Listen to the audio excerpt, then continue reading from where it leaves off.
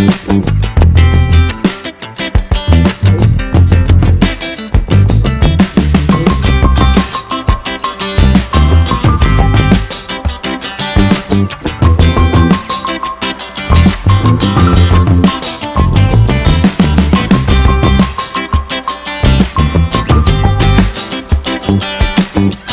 very good morning and happy new month. It is finally February, the month of love, and aren't we all excited that we survived January? Thank you so much for tuning in to Kirk Mid Morning. My name is Faith Kaulu. I hope you are doing well, staying safe. Now, this day on the program, we want to talk about art and the art of drawing. And in studio with me is a pencil artist, Dennis Mawira. Thank you so much for being here. Thank you. Karibu sana. Asante. How are you? I'm keeping well. Yeah, I'm so excited. All right. Yeah. Karibu sana.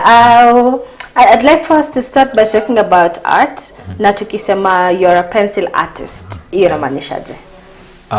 Tukisema pencil artist, that means I use pencil to sketch or to draw. Yep.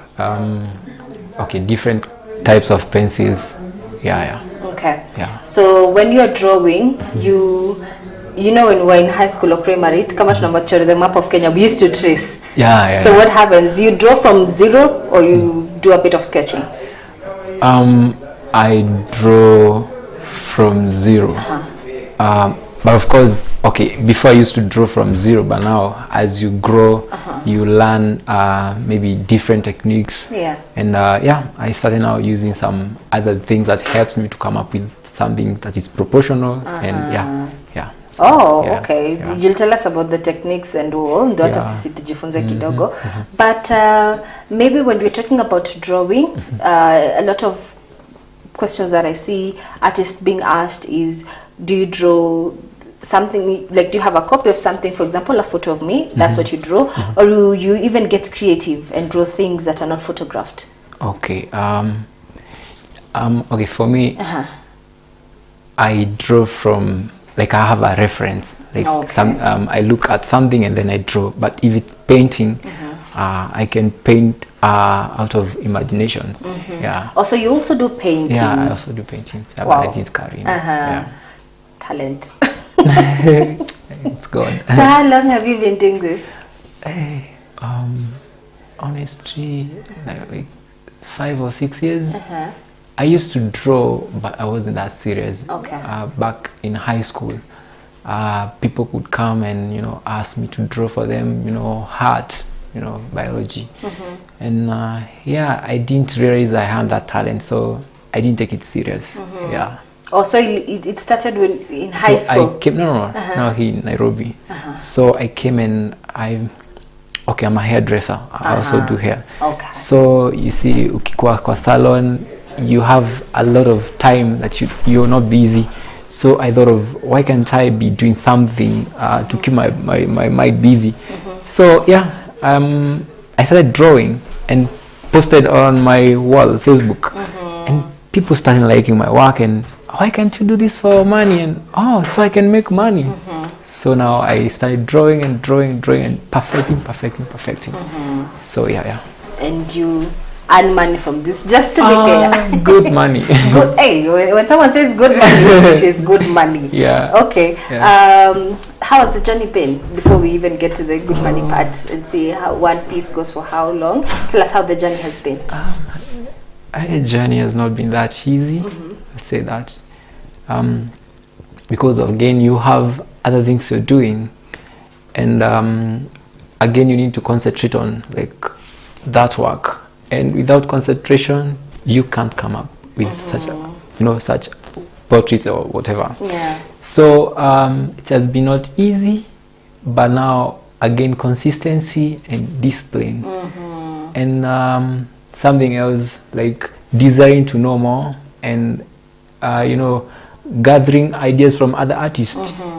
Yeah. So I can say the journey has not been easy, but so far so good. So far so good. Yeah. In the streets wanasema ni kujituma. Kujituma man. Kujituma hiyo lazima. Hiyo lazima. You cannot just start na you sit comfortably, it won't work out. No. Okay. Yeah. All right.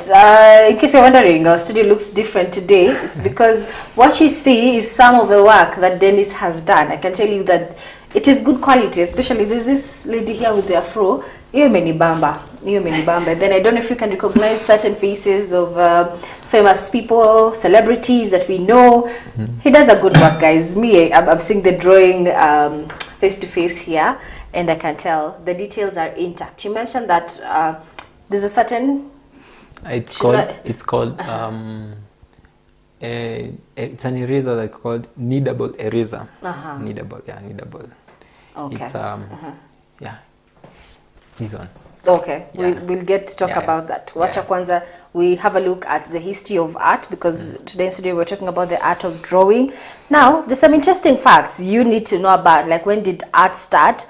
Some of the famous artists across the world, as well as in Kenya. Maybe if you're asked to name one famous artist, if you're watching us, they'll probably name Dennis because you'll stay with us. But who are the others? Let's have a look at a piece beautifully done by Nyawira Waigwe, talking about the history of art and very interesting facts. That is Nyambura Waigwe. Let's have a look at it.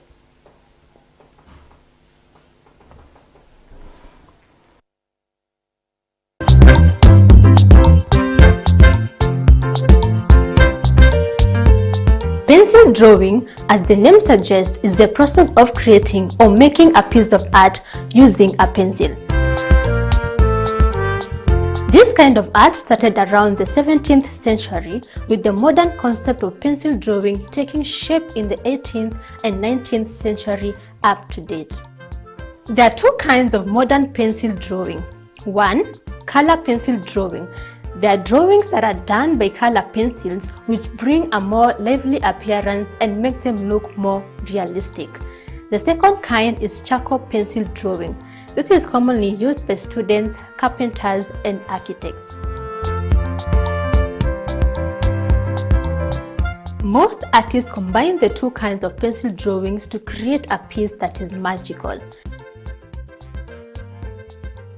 Some of the renowned international pencil drawers include Albert Dürer and Leonardo da Vinci, who is known for the famous Mona Lisa painting.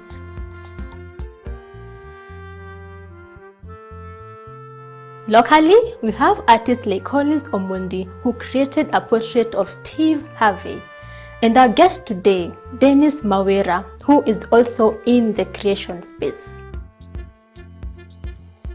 Did you know that one of the most expensive pencil art is that of John Constable? His drawing sold for 187,000 US dollars at auction. A clear indication that people earn a living from this kind of art. For this reason, artists these days pursue art as a serious profession and not just for leisure.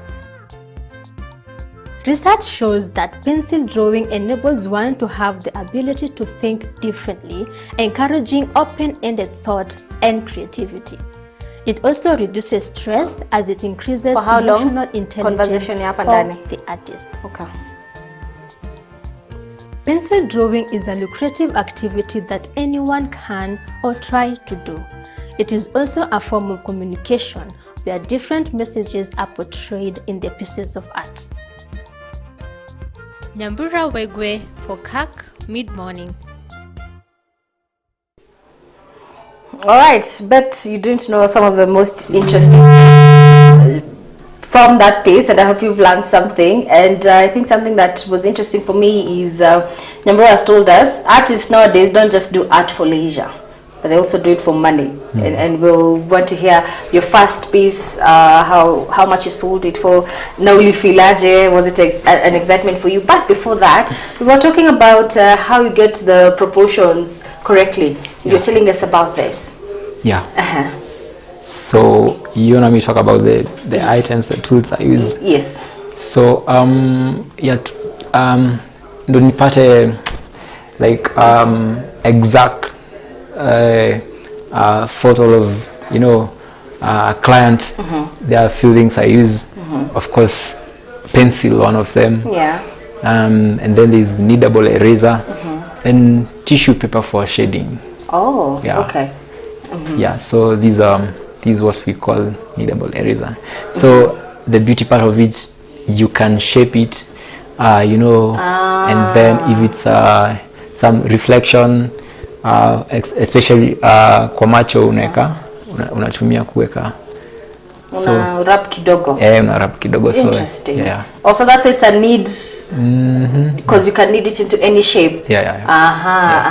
Have you ever done a piece, let's say this is the shape of the lips, and then you realize, oh, I've drawn something totally different? A lot of time. What happens? You start afresh or you just correct? You can start afresh, depending with like your damage imekuwa kubwaje. So you can start afresh, ama pia you can correct, like, yeah. So, and it's so disappointing, like it's something you had in mind, but the outcome is different. So, and the time you've used, yeah, I can imagine. Yeah. How long, let's say for example this piece over here, how long did it take for you to draw? I don't know if our viewers can see. Yeah, so this one took me a night. A night? Yeah. Oh, I thought maybe it's something like a week or something. No, from 6 to 2. Yeah, to 2. And the way you're saying it, very humble, like a night. You'd be bragging. Okay, so just one night, and even the hair details. Yeah. And the way they are very fine. Yeah, but it's a process. You know, before I used to take almost, I think, 3 or 4 days. Okay. Yeah. So the more you do it, the more you grow into it. Yeah. All right, that's beautiful. Have you ever had a piece done and the client refuses or get disappointed? Yes. What happens? This was a mzungu guy, and so alikuwa nataka nimeke some sketch, and then the boyfriend aende nazo US.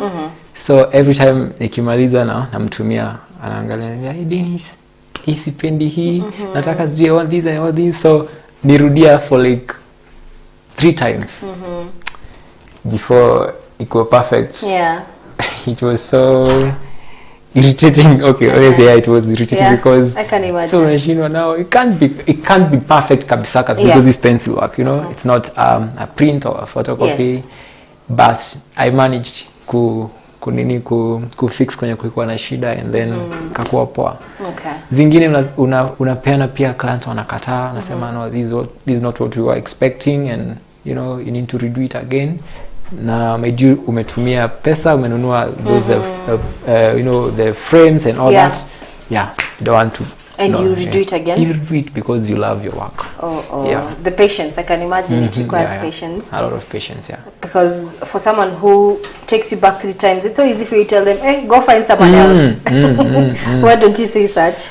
I almost said that, but nikasema no, these Dennis, you learn from mistakes. Yeah. And you need to be easy, yeah. So hakuna pressure mob. So provided kuna time, nikarudia tena. Okay. Yeah. Okay. Yeah. These are printed out, I believe, because I can feel printed. and I can see. Yeah. But since we're talking about the tools you use, tell us, you sketch or draw on what kind of paper? Yes. I draw from. I use. It's called ivory paper. It's Okay. Ikona grammage. Ikona 250 grams, and then ikona 300. The thickness. So it has to be very specific. Yes, because ndo sasa uko na kazi poa pia. Yeah. So if it's not, how thick should it be? 300 grammage. And if it's not that? Pure you can, okay, at times natumia pia natumia the normal paper, like from sketchpad. Nakata karatasi nachora. And now the problem with the paper, the normal paper, ni easy nasema nini, like kushrink ama kufanya like kama venye sasa like kuinini ni kushrink, I mean, I think so, yeah. Yeah, kushrink. Yeah, so the other paper, every paper is so ngumu, so easy misbehave. Yeah. So you draw on the ivory paper, and when it's done, you, how's it called? You put the frames. The amount board. Laminate it. No, again, because after kuchora pia you laminate it. Oh, you do. Because this pencil work, there's a certain spray inafaa utumie nini ndo sasa secure isipate kama ni maji vitu kama hizo uchafu, maana it's expensive again, so na laminate. Okay. And then I kwa mount board. And can I say clients have accepted that? Yes, mount board. Yeah. Okay. I want us to talk about your first piece ever. What was it, first of all? My first piece. If you can remember. Yeah, I can. Hey, you just remember. Hey, it was at times I know kitabu yangu and then my sketch pen. And this growth. I've really grown anyway. Yeah. And I'm still hoping to grow more and more. So my first piece ilikuwa my uncle. So nilimchora, but it was flat. Ilikuwa tu inakaa tu. Like inakaa tu like details hakuna, like shading inakaa tu flat, like when you took a pencil then you draw. And I was so excited about it, like those days nikichora mpaka nikaipost Facebook. Little die, you know, like ikitu hata haijafika bei, like haijatosha. So and then kidogo your Facebook after kuipost kuna watu wali like na a few of them akaniambia yes jini wachore nini na nikalipa 500. My first piece nilipa 500. Oh, okay. Well, yeah, it was yeah, and I was so excited about it. Okay. Yeah. And from the 500 you paid, did you make any profit considering you had to buy the tools? Yeah, I think 100 popo. Very little. Yeah, very little. Okay. Yeah. The highest amount you've ever sold for a piece, you can give us a range, so that we don't rob you. Just give us a range. My artwork, 30,000. Yeah. So that's for one piece. Yeah. Wow. Okay, guys, it's if you have talent, na unakalia talent, art sells, please. Nyambura told us artists no longer do art just for leisure, so art does sell. Dennis here is I think an example of starting from the bottom and now you're here selling one piece of art. Very soon you'll be selling for $100 million, just like the story we've had. We're taking a very short break, but do keep it right here because this conversation can only get interesting from here on. So we're coming back from this short break. Do interact with us on our social media pages, that is Facebook and YouTube at Kirk TV Kenya. In case you have any questions for Dennis, leave them there and we'll have a look at them. See you in a few.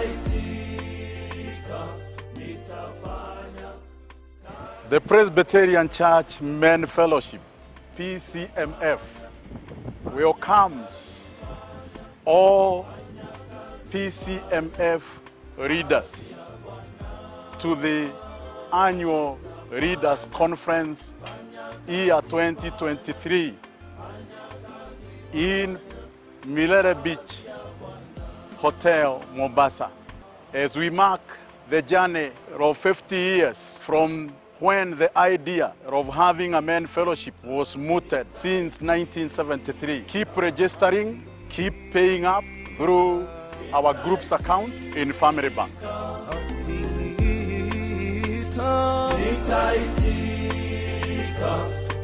Our year 2023 theme for the conference comes from the book of Hebrews, chapter 10, verse 24. And it says, motivated men in love for good works. Fanya kazi, fanya kazi, fanya.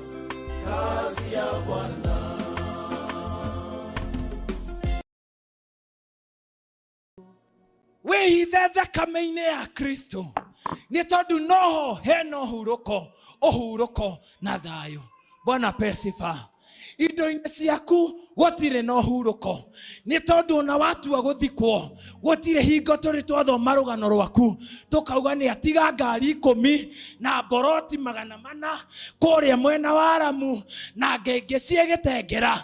Gũtirĩ handũ handĩkagwo guo, wandĩkagwo watiga atumia 3 na ciana 4.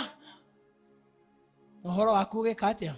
Thutha wa wiki 2 tukariganĩrwo nĩwe na tukanjĩrĩria mũtũrĩre witũ ota kawaida. Okorwo ndũrabangĩte nyũmba yaku tugoka tukanjĩrĩria kũrũĩra kĩ? Indo. Ĩro cio ngĩbanga nyũmba yaku wega. Bwana apewe sifa.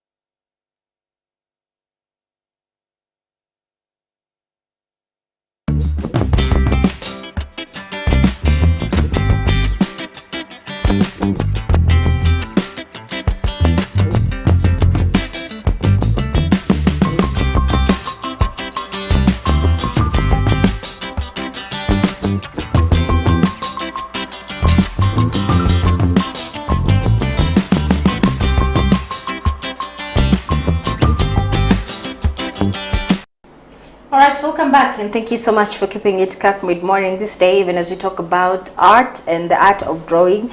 In studio with me is Dennis Mawira, sharing his journey with us as well as his art, and we can see some of his few pieces on the walls.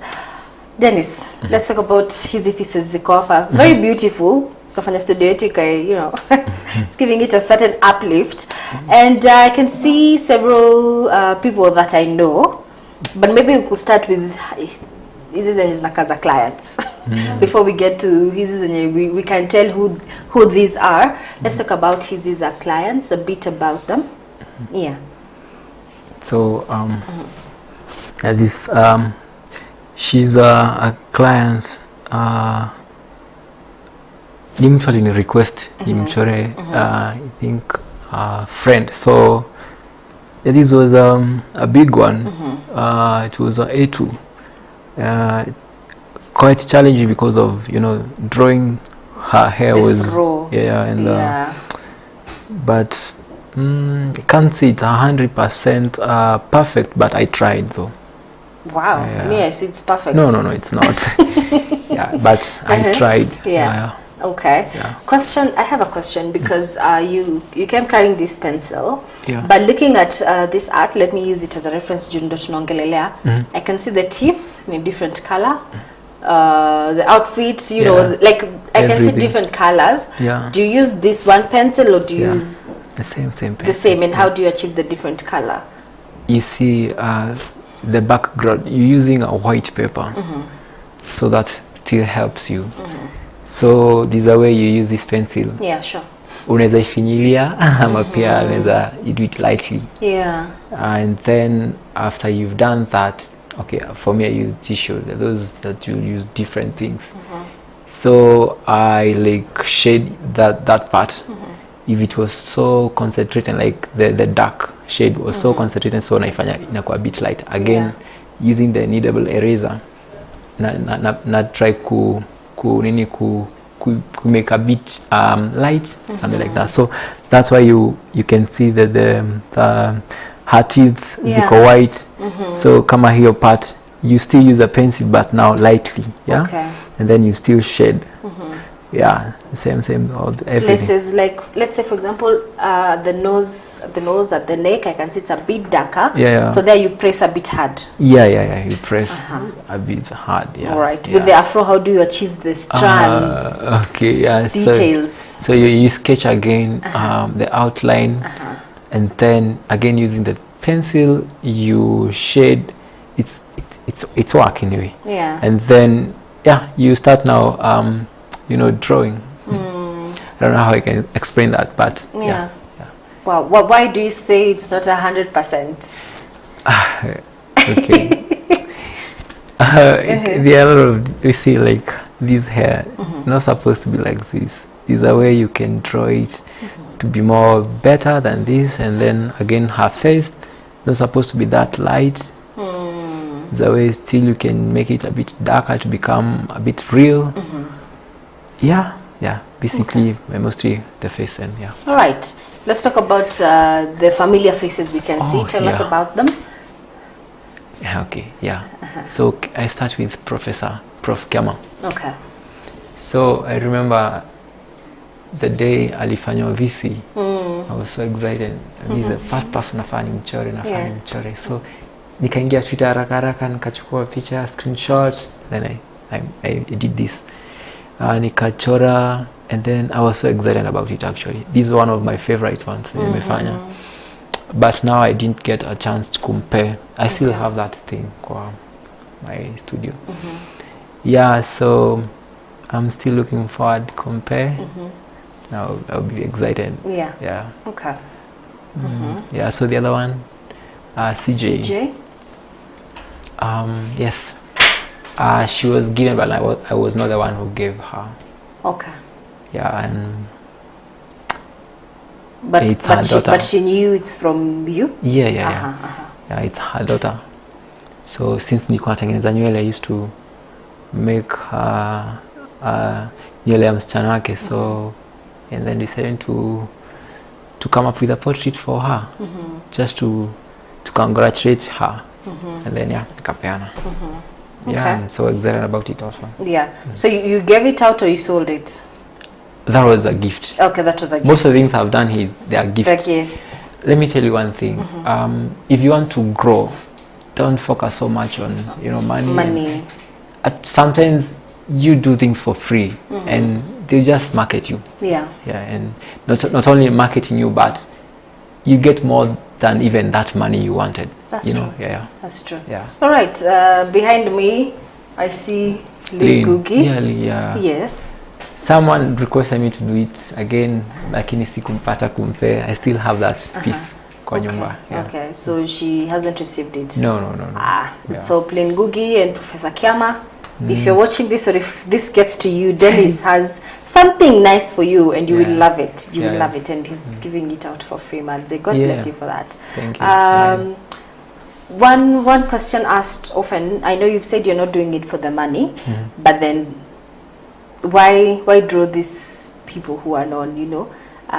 Is there anyone you've drawn and tried to get it to him personally? Yes. Yes. Tell us. This one. He's Dr. Macharia Irongo, the former MG Kenya Pipeline Company. Yeah, so I used to work there. It was not a contract, like a contract.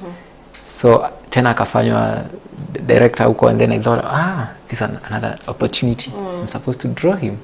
So nikam sketch nini nikamaliza, and then I asked my supervisor, and then he helped me to see him, like to meet him, and then nikampe.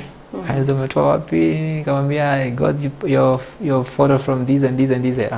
So we had a conversation, and it was good. Yeah. And he liked it. He liked it. Actually, alipeleka kwake home, hakuweka kwa ofisi. Nice. Who are you looking forward to draw? Who do you want to draw and ensure that they get it? Looking forward to draw someone. And I'm looking forward to draw my auntie. She's been a big support to me, and I don't know. Every time like najaribu kuchora but sijui, but I'm really looking forward to draw her. Yeah. And just to present as a surprise actually. Not for money, but to appreciate her. Yeah. Yeah. Amekusupport this journey of art? Yes. Huu ni mtu nikimpigia sign ambaye niko fixed. Hata ili atafute hustler fund. Anitumie kama hana pesa. Yeah. Yeah. Okay. So she'll enjoy here. Yeah. Talking about your aunt supporting you, I think allow me to ask, when you told people, you know, you're doing art, how did family members, close friends take it? My family members like home wajuangi like nafanyanga nini, because hizi stories za art pia like hawajakuwa so much kwa hizo stories za art, so wajuangi nafanya nini, wanajua tunafanya like I'm a hairdresser, and I'm also in school, so hawajui nafanya, but my mom knows like hizi vitu nafanya ndo zinanipea do, like I keep on moving. Yeah. Okay. Friends? Friends. Yeah, friends. Friends pia, they're so excited about it. And they mention me kwa rooms mob, like, tunataka kugift him, say, hey, Mawera, tunajua kwa hapa anaweza tuchorea. So, they've really supported, and especially friends from PC St. Andrews. I owe them a lot. Okay. Yeah. So do you draw people, or you also draw, let's say, places, buildings? I draw, okay, nachora watu na pia saa kuchora like nature, natumia paint, so siwezi chora na pencil, so because I also paint. Yeah, okay. So, yeah. Okay. Oh, amazing, amazing. Okay, let's talk about, do you have a mentor? Do you have anyone you're looking up to in the world of art? Could be from Kenya, from anywhere really. Okay. Do I have a mentor? I'm gonna be your own boss. You look up to Jesus. Not really. Hapana. Okay, at times I chat with people like, okay, me, Instagram, and like I chat with different artists. Like nikiona piece yake iko sawa, like I ask them how do they like manage to come up with such, because nimependa kazi yao, so they guide me, use this pencil, you know, you do this, so sijakuwa na msee naweza kama mahali niseme this is my mentor. Or certain individual who's worked with but you. I talk with different artists. Okay. And na learn from them. At times we challenge each other. Yeah. But the reception is good among yourselves as artists. Yeah. Right. Good, yeah. So you mentioned that you do pencil drawing. Yeah. Painting. Yeah. What else? Okay, I also do recycling. Like mimi msee nikikaa hivi, nafikiria hiyo that tank, that bottle there can come up with a pencil organizer or something different, some sort of nice stuff. So me nakata, like I do recycle things, papers, boxes. Like kwa nyumba sasa niko na shoe rack nimetengeneza na cartons. Like nafikiria mbona sana ninunue shoe rack. Really, see, I can just come up with my own such things, and some of them I sell, like wall hangings, natengeneza na nauza pesa. Yeah. Okay, so you draw. Wait, you mentioned that you have a shoe rack made out of carton. Yeah. Tuongelele hiyo kwanza, because ikipata maji, what happens, and how did you even connect them? I was idle, so nilikuwa nangoja nirudi shule, and I was like, I need to do something. Sizi kaa the all day, like I'm just seated. So nikanunua whatever I needed, the adhesive glue and cartons, I had them, and then the paint, oil paint, I had it. So nikatengeneza, and then since hizi ni cartons zikipata maji zinatokana, so nikatumia oil paint, at least ina act kama water repellent, so yeah. So ikipata maji hazitokana, hata naweza ipanguza vizuri. Wow. Yeah. So strong. Yeah. Now, what else have you been able to recycle that you have in your house? A lot of things. A lot of things. So yeah, nimekuwa pia old newspapers, natengeneza flower vases, Yeah, so And no one taught you? Apana, but anyway, I got some inspirations from Pinterest. So nikaona, wow, so instead of like being idle, I can just come up with things out of nothing, like almost nothing, vitu zenye watu wanatupa. So mi mpaka nikienda home, like napenda ku recycle stuff. Wow. I think that's a creative mind. And actually nimeuza vitu mob. Like nikipost na watu wasema, Mawira, how much are you selling this? Nasema, nawatumia. Unauza. Nauza, Imeka li too money to hustle different. And let's talk about challenges, because as much as we're talking, we're saying when you post it goes, and you recycle. Someone watching us can think, this is all rosy and all good. What are some of the challenges you've experienced?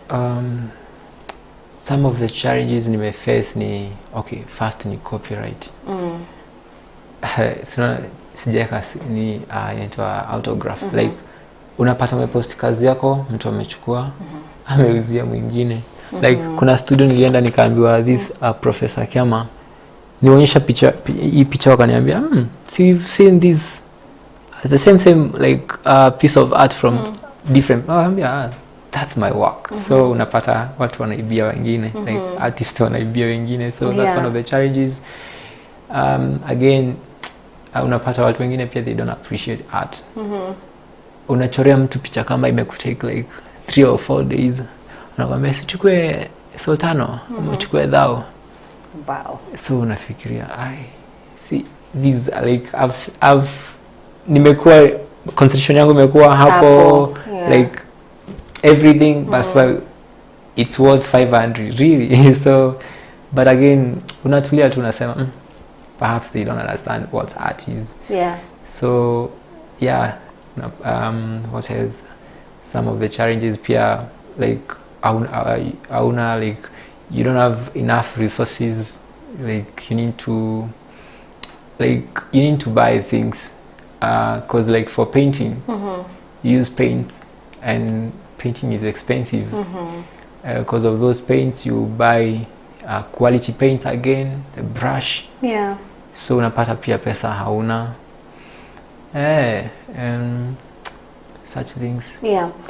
We mentioned about copyright, and I think I had the question you mentioned about the CJ's photo, because you didn't present it yourself. Why don't you put like a small signature somewhere in your photos? I think sometimes it's forgetting, nilisahau, but now naekanga some of them nikona nimezieka pia. Okay. Yes. All right. Okay. Wow. When we talk about art, you mentioned that challenge mob when it comes to painting, you have to get good quality. I realize that when we're talking about you doing some painting, atuko uongelelea, do you use the normal kind of paint? Tell us a bit about your paint work. Okay, I use acrylic paints and watercolors, and especially watercolors natumia sana because they're not that expensive. And brush, fiber castle, they are soft. There are different shapes, so natumia hizo. And then I can paint on the same paper, ivory paper. Also I can paint on canvas. Okay, my producer is telling me you have a surprise, and I'm like, okay, what is this all about? So okay, so it's yesterday I saw the that is it a e-fryer? The poster. The poster. And then I saw the person who is going to interview me. And then nikaangalia picha zako Facebook nini. I was trying to sketch you, and then time sikuwa enough time, so I did this. I was trying to sketch you out. Okay. It's not beautiful. Complete, so you can a lot of mistakes. But I see myself here. I see, and I know what photo this is actually. Okay, this is kind of a nice surprise. Okay, it feels this nice to be surprised. Yeah. Wow, thank you. So when did you start working on this? Jana 7 lakini saa some other things I was doing. So nilikuwa nakaa kidogo na sketch. Naachana nayo. Sema I need to finish this thing. But sasa sikumaliza. Nikasema perhaps I can carry it so you can see their, you know, their boxes. Yes. So zinanitumia kunini kama ni macho, kama ni mdomo, ni juu inafaa itoshane aje. They agreed, yeah. So you draw this, okay, I don't know if the... These are just a normal paper though. You draw this to boxes with a ruler? Yeah. And then you measure, yeah. Wow. So you do, wow. Okay, first of all, I'm shocked. I did like a minute, you all, because wow. I did like a minute, guys. I'm surprised. I'm all sweaty because this is me here. It's quite a good surprise and to see the kind of work that goes into it, because I can see the rulers, the lines, and all. Oh, I need to compare. I don't know. Can you? So should I use this camera? This camera? This? Okay. So. I'm also feeling a bit shy. I don't know. Should we take a short break? Guys, let's take a short break.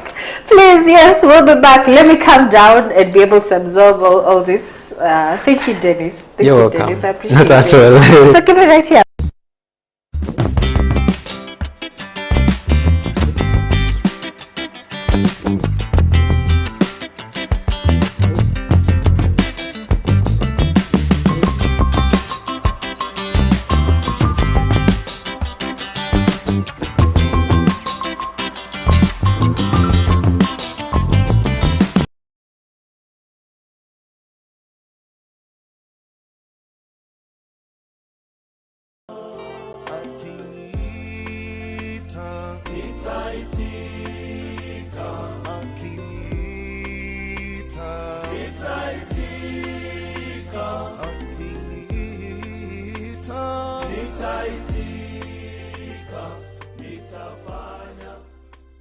The Presbyterian Church Men Fellowship, PCMF, welcomes all PCMF readers to the annual Readers Conference year 2023 in Milere Beach Hotel, Mombasa, as we mark the journey of 50 years from when the idea of having a men fellowship was mooted since 1973. Keep registering, keep paying up through our group's account in Family Bank.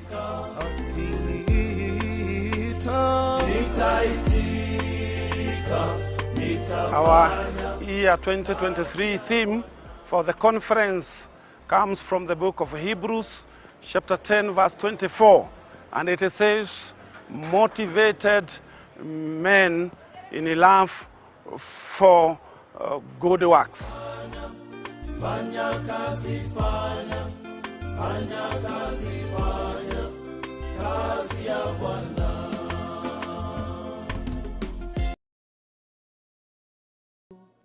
wĩhithe thakame-inĩ ya Kristo nĩ tondũ noho hena ũhurũko na thayũ. Bwana pesifa indo-inĩ ciaku gũtirĩ na ũhurũko nĩ tondũ ona watua gũthikwo gũtirĩ hingo tũrĩ twathoma rũgano rwaku tũkauga nĩ atiga ngari 10 na mboroti 400 kũrĩa mwena wa Lamu na ngenge ciegĩtengera. Gũtirĩ handũ handĩkagwo ũguo, wandĩkagwo watiga atumia 3 na ciana 4. Ũhoro waku gĩka atĩa? Thutha wa wiki 2 tukariganirwo niwe na tukanjiriria muturire witu ota kawaida. Okorwo ndurabangite nyumba yaku tugoka tukanjiriria kuruira ki indo iro cio ngibanga nyumba yaku wega. Bwana apewe sifa.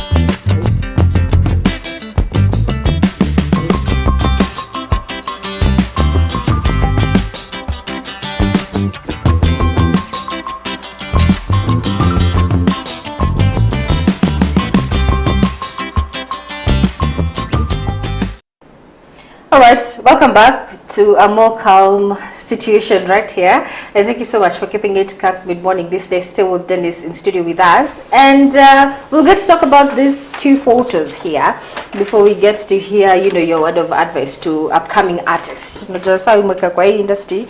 Hadi, we can say you are now a pro, you know, you can be a mentor to someone. But let's talk about this photo here. Tell us about it, or this drawing. Yeah, this is Priscilla Shire.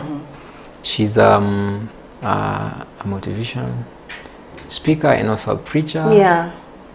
An artist. So I love what she does, and I do listen to her talks, and you know, and I felt I need to do something, like just to feel niko satisfied, like let me just make a sketch. Yeah. So nikamchora, yeah. So this was for just fun. Yeah. Yeah. All right. And behind it is a photo of also someone we know in Kenya, loved by many. Yes. So tell us about this drawing of Edith as well. Edith. Sorry, let me get it. Edith. Yeah. Yeah. Again, I think it's a similar thing. She's a unique person. Yeah. The ministry work, you know, her songs.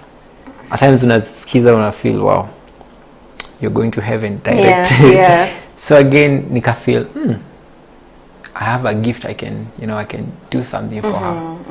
So nikamchora pia those jumpe. Oh. Yeah, it's jumpe. Okay. Yeah. So this is this is on a normal paper. This is a normal paper. Is it that why it's folding? That's what I was talking about. Yeah. If it was ivory paper, ingekuwa good, straight. Yeah. I can see actually, because I'm holding this one, putting it down. I can see it's folding. Yeah. And even here. Yeah. But still a good drawing. And it resembles her. We've had her here in studio before. So Edith, if you're watching, Dennis has also something for you. Yeah. And it's pretty cool as well. Welcome.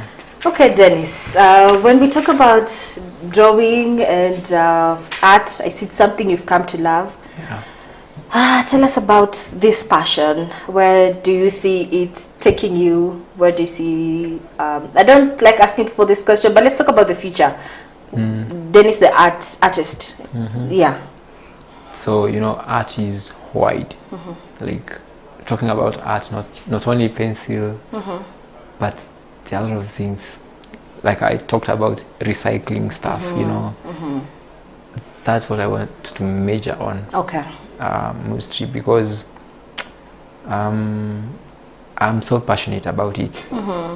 I want to have an interior designer shop. Okay, I'm an interior designer. You're a lot of things. Yeah, actually, niko shule bado sijamaliza, so yeah. I want to have an interior designer shop, which I'll be working with different people. So like, naenda uko mashinani, anachukua those raw things, few things, na ambia watu like they work on this and this and this. So I have a shop. Nauza vitu zangu, like if there are portraits, nikizi sketch azikai tu kwa nyumba, like I have a place people can come, watu waangalie, like you know, like you know those famous artists like Da Vinci. They are known for, you know, just a piece. Alichora Mona Lisa and up to date watu wanaongea about him. So I want not kukua kabisa like him, but at least niko na somewhere like I can invite people to come and wajiangalie pia.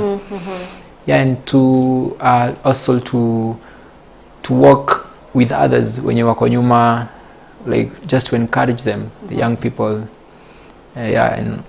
Something like that. Okay. Yeah. For someone who's watching us or probably come across this video on social media and they've been thinking about getting into the art space, there's still a lot of, can I say, I don't want to say negative, but a lot of parents, when the child tells them, may I want to be an artist, they're like, you need to get serious. You know, serious, I know. Get a serious course, my child. I know. Yes. Conductor. Exactly. It's a good one. So what would you tell parents who are watching us, and what would you tell aspiring artists as well? Wow, it's a good question.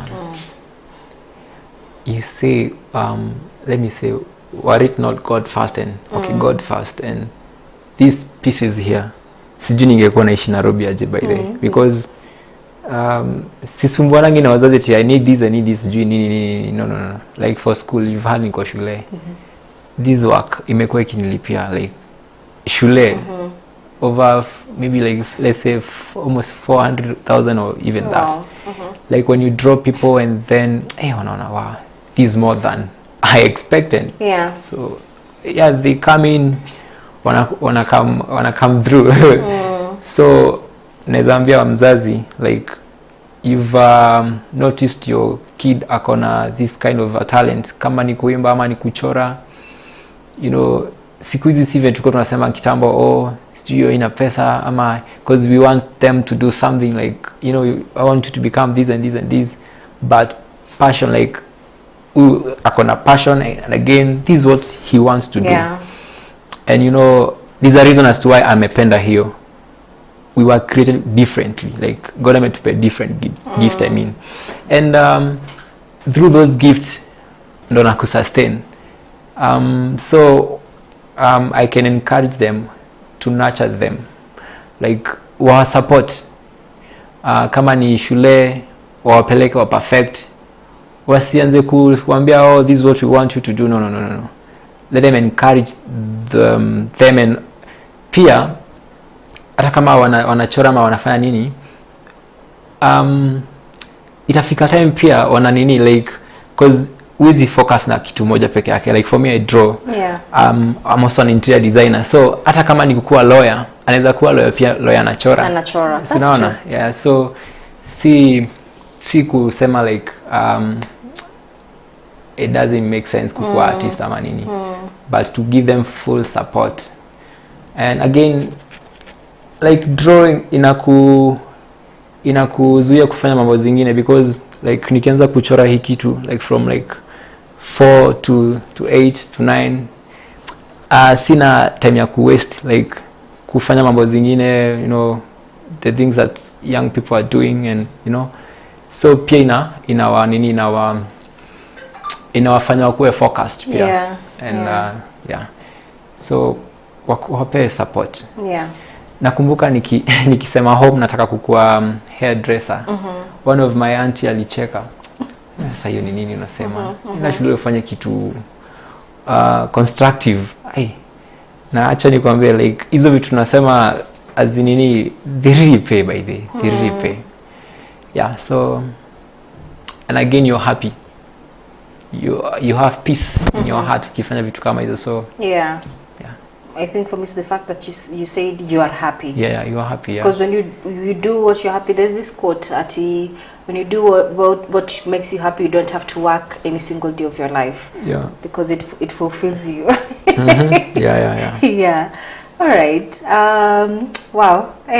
Let's talk about artists who, you know, are giving up, because you mentioned that money is not everything. But there are people also who want to sell, they're not selling, so they're like, tebuika I can. You know, looking at your journey, you mentioned it's not been easy, mekuwa na ups and downs. What's your advice? The thing ni kuwa consistent. Ukichora moja ikose kupata pesa ulikuwa una expect, usi give up. Like I have few friends when you give up, na wakaingia kwa other things, but for me it's just give up. So ninge advise wakwe patient, na pia like wasifocus so much na like sisi tunataka pesa, like everything ni money. So wacha pesa ikambadae, like wacha perfect with their skill, they perfect on their skill, and then money will come after. So the thing is kuto lose hope too. Kuto lose hope. Perfect your skill first. Usiuze artwork pesa mob, na hata ukiangalia hiyo kazi yenyewe nini doesn't even like a fit for that money, so perfect on your skill and then money will come after. Okay. Na itakutafuta pesa, utaitafuta pesa itajileta tu. Yeah. Okay. As we finish the program this morning, how can people get in touch with you if they want a drawing from you, if they want to recycle something, reuse, reupholster? How can they get in touch? These are my Facebook page, Dennis Mawera. Niko na picha yangu iko hapo. So and then they can also, niko na Instagram but ikakuwa hacked, account ikakuwa hacked, so sai nimeachana hiyo kidogo. Yeah. They can also contact me kwa namba zangu, my phone contacts. Yeah, that Yes, okay, my sure. number. If you're okay. Yeah, my number is 0701 898 087. Dennis Mawera. Kipiga tachukua. All right. Yeah. Well, thank you so much for coming today, Dennis. Thank you. Excited to have you. Thank you for drawing me. I really appreciate it. Wow. Yes, guys. I think I have to end this interview part with the physical me and the drawing me, guys. Thank you so much for tuning in to today's program, Kirk Mid Morning. Excited to have you on board. Thank you, Dennis, for coming, and keep doing what you do. Thank you. All right, we're taking a very short break, but keep it right here because I'm leaving you with the history of art, just in case you're joining us now or you didn't catch some of the interesting facts from this piece beautifully done by Waigwe. Have a look.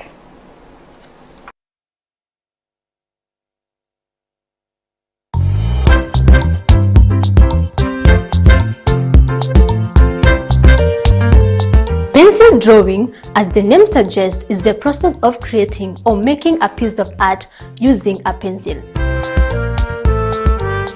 This kind of art started around the 17th century, with the modern concept of pencil drawing taking shape in the 18th and 19th century up to date.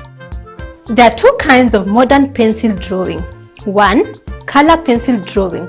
There are drawings that are done by color pencils which bring a more lively appearance and make them look more realistic. The second kind is charcoal pencil drawing. This is commonly used by students, carpenters, and architects. Most artists combine the two kinds of pencil drawings to create a piece that is magical. Some of the renowned international pencil drawers include Albert Dürer and Leonardo da Vinci, who is known for the famous Mona Lisa painting.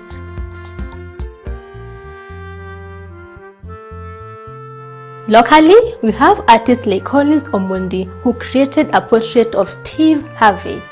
And our guest today, Dennis Mawera, who is also in the creation space. Did you know that one of the most expensive pencil art is that of John Constable? His drawing sold for $187,000 US at auction. A clear indication that people earn a living from this kind of art. For this reason, artists these days pursue art as a serious profession and not just for leisure. Research shows that pencil drawing enables one to have the ability to think differently, encouraging open-ended thought and creativity. It also reduces stress as it increases emotional intelligence for the artist. Pencil drawing is a lucrative activity that anyone can or try to do. It is also a form of communication where different messages are portrayed in the pieces of art. Nyambura Waigwe for Kirk Mid Morning.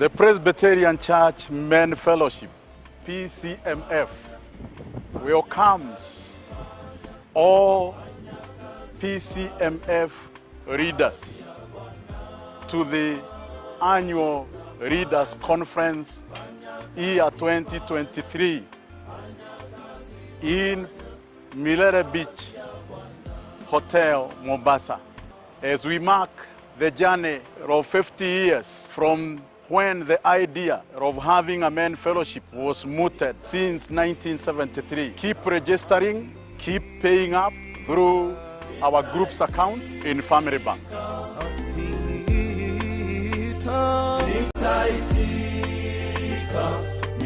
Our year 2023 theme for the conference comes from the book of Hebrews, chapter 10, verse 24.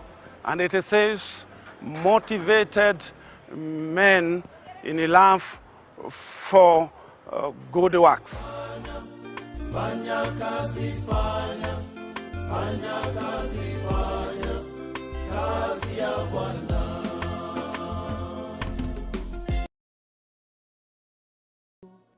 wĩhithe thakame-inĩ ya Kristo nĩ tondũ noho hena ũhurũko na thayũ.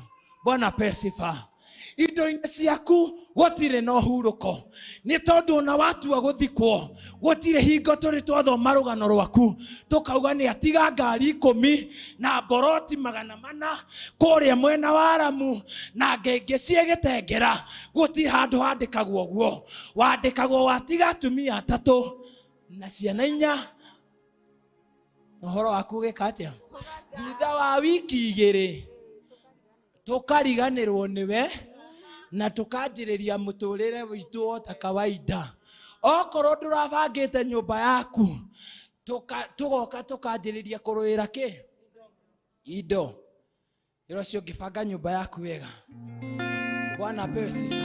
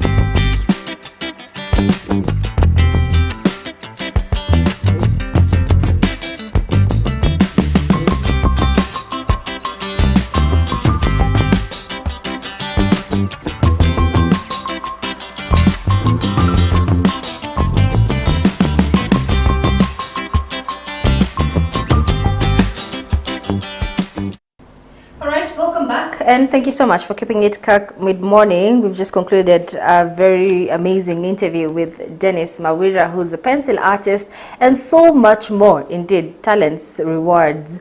Guys, right about now, let's get into the Trending on the Web segment. And we start with a very interesting story that united Kenyans once again on Twitter. You know how it is on Twitter. You know how it is. Anyway, women say they want a man who gives his all. A man now by the name Kevin Boyer went viral on Twitter after he made a tweet of him traveling from Nairobi all the way to Kwale with a bouquet of flowers, beautiful ones for that matter, to surprise his girlfriend for her birthday, who he had not spoken to for 24 hours because he wanted it to be a surprise. Now, guess what? The flowers came back to Nairobi with him. As Kevin Boyer puts it, he came with a room for more love. Rejection is painful. I guess his all wasn't just enough for her.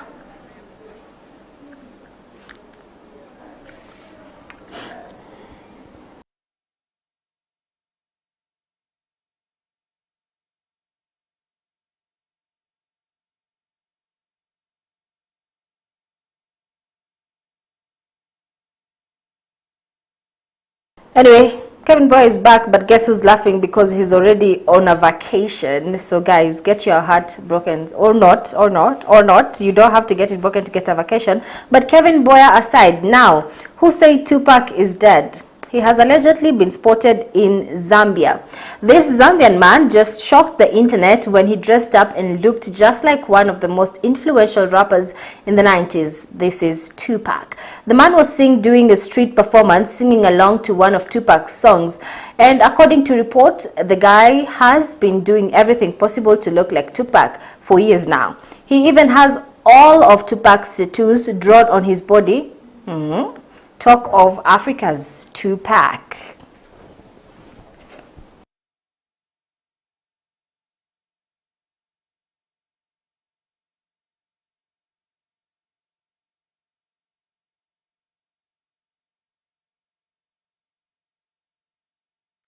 Guys, just what if, hear me out, just what if he is Tupac?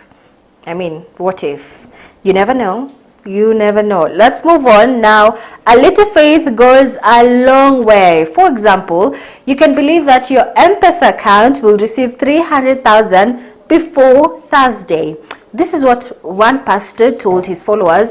They waved their phones for network and turned on their flashlights, something he called Mwaka wa Mwangaza. Have they received the 300,000 shillings though yet, or are they still waiting? It's today. So let's wait upon the testimonies. Ikamata network. Tingisha tu. Na utingishe kwa imani. Usitingishe mara tunasema utingishe. Tingisha kabisa. Tingisha tena. Tingisha haya, inua juu kabisa. Sema kwa jina la Yesu, mwana wa Mungu aliye hai. Naomba simu yangu hii kabla ya Thursday nitatoa 300,000 kwa jina la Yesu, mwana wa Mungu.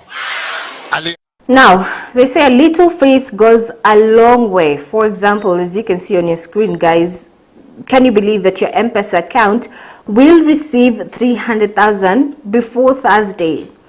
This is what one pastor told his followers.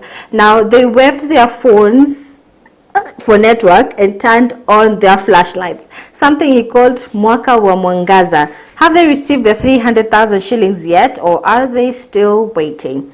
Today. Inua tena. Sema mwaka huu. Mwangaza. Mwaka wa mwangaza. Sunguka kidogo hivi, kidogo. Pole pole tu. Pole. Ni mwaka wa mwangaza. Mwaka wa mwangaza. Hallelujah, ni mwaka wa mwangaza, guys. It is mwaka wa mwangaza. 300,000 on your M-Pesa shillings. If you remember to turn on your flashlight, don't be like me. Turn on your flashlights, you'll receive 300,000 Kenya shillings on your M-Pesa, according to that viral video. Not me, I didn't say that. So if you get your testimony, do let us know so that we can all do that. Now, popular online content creator Jackie VK, popularly known by her stage name Awinja, has landed a brand ambassador role with the Ministry of Health. The former Papa Shirandula actress, who has a massive online following of millions, announced her new role with neglected tropical disease NTDs on Monday. NTDs are a group of chronic disabling infections affecting more than 1 billion people worldwide. Now, mainly in Africa and mostly those living in remote rural areas, urban slums or conflict zones. She announced her new role in an Instagram post, also thanking the Ministry of Health for the opportunity.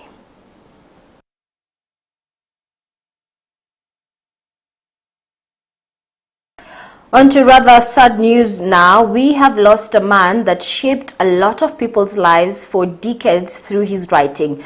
Dr. Yusuf K. Dawood, the writer of Surgeon's Diary, a column that ran on the Daily Nation for 4 decades, has passed away at the age of 94. All we can do now is celebrate the life he lived and the memories he leaves behind.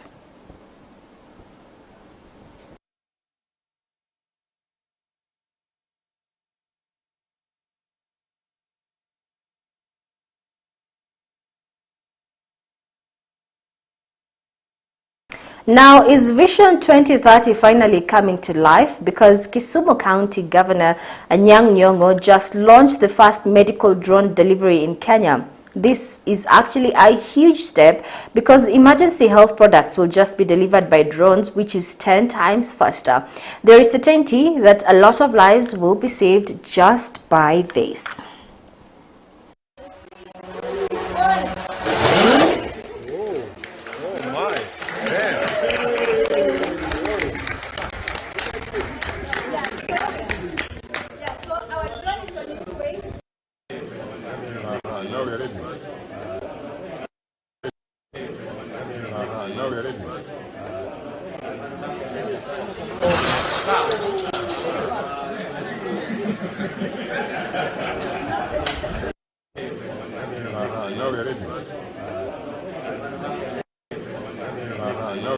It's a wrap, guys, for Trending on the Web segment right here at Kirk Mid Morning. Thank you so much for staying with us. Well prepared by Nori Modani. That segment 2 says ni mwaka wako mwangaza. So ensure, if you believe in that, you're going to receive your 300,000.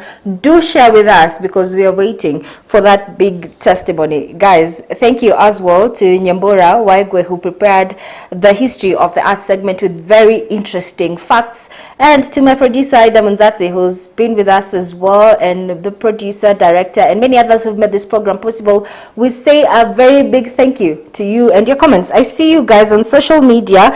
Just to have a look at some of the comments, there's Kefa Pitts, I believe I'm saying that right, who says big up bro to the Wild Art Galleries. This is when we had Dennis with us here in studio. And Doreen Doe, who says keep up the good work, Kibro. I believe they're still following us when Dennis was still with us right here in studio. I cannot get to all of the comments, but I do appreciate you all who interacted with us on social media. Say a very big thank you. The month of February has definitely started on the right foot for me because I just received a huge surprise in studio. If you didn't catch that, go on our social media pages, watch this program from the beginning to know what I'm talking about. But allow me to wrap it up right here, guys. It has been awesome until we meet next time. My name is Faith Kaulidi. Have a beautiful February. Ida Munzatse, my producer, says I hope you find love, and she means the love of Jesus Christ because Jesus Christ died for us all, guys. So pressure Valentine, weka kando. You know, whether you have someone or not, remember that God got you. My name is Faith Kaulu. Till next time, keep watching Kirk TV. Goodbye.